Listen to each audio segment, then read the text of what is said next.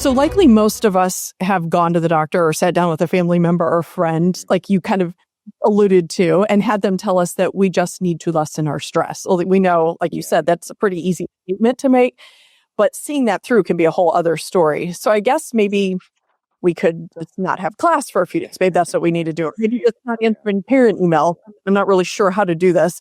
There's just a no-go on any of those suggestions. What suggestions do you have? So you've talked about what it is. You talked about some of the symptoms. How do you suggest teachers manage this? Yes, absolutely. Let's offer some suggestions because teaching is going to be stressful to some degree, but we need to get you to the point where you're not sneaking to your car at lunchtime and crying your eyeballs out.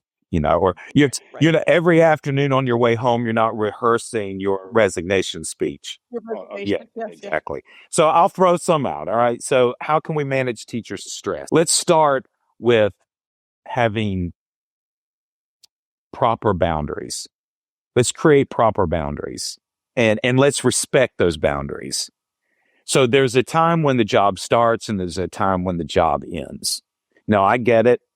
You're looking at somebody who takes their work home, and there are going to be those nights where you're grading papers late at night. That's going to happen. That cannot happen all the time, though.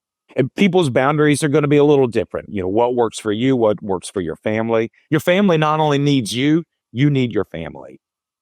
Right. And if you don't have a family, not only do your friends need you, you need your friends. We have to have some boundaries. You also need to exercise.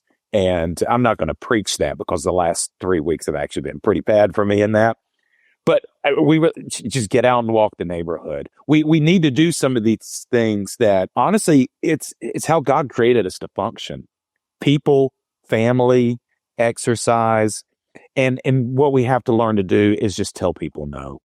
And that's not easy for some people to do. And say no, or tomorrow.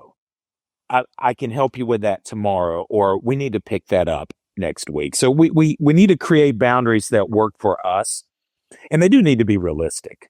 But if we don't have them, we're going to keep stressing ourselves out. We're going to keep running on empty. That brings me to emphasizing that we have limitations. You ever heard of the 85% rule? So don't ever book yourself at 100%. Book yourself at 85%. And you might not make it to 100 if you do. But we have to learn to use different time management resources. All of these could be a discussion all on their own. But I'm just throwing out some ideas here. But part of this does begin with beliefs. I mean, you have to understand and believe that you have limitations, that you can't do everything. And if you're good at what you do, people are going to ask, and they're going to keep asking. But you have to keep in mind that you have limitations for yourself, for your family, others who need you as well. But part of that too, I mentioned earlier about expectations. I want to say a word about perfectionism. All right. So resist perfectionism.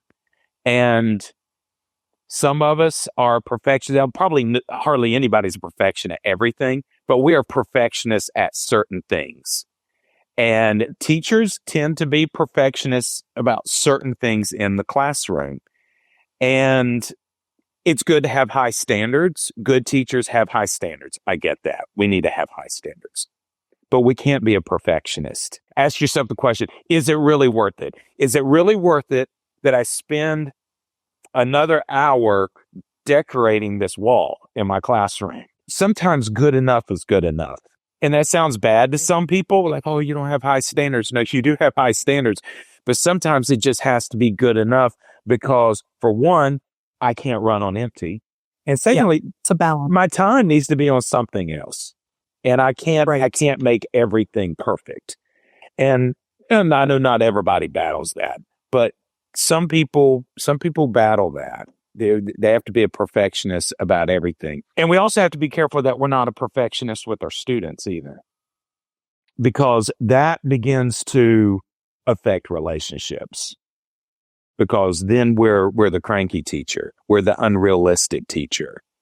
And, when you start having people problems, well, that just amps up stress even more. On another note, let's talk about how we need to rejuvenate.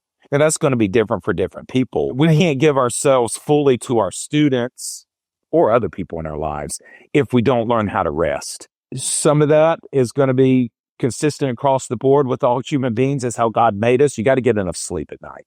Different people have different ways of getting from empty back to full. And we have to figure that out. And it may be different if you introvert, extrovert. But some people need people a little bit more. Some people need to rest a little bit more. Enjoyed this short clip? That was just a sneak peek into a full episode on the Teacher Edition podcast. We are passionate about supporting Christian educators like you. Looking for more inspiration and practical strategies you could use today? Subscribe now wherever you get your podcasts. Brought to you by BJU Press.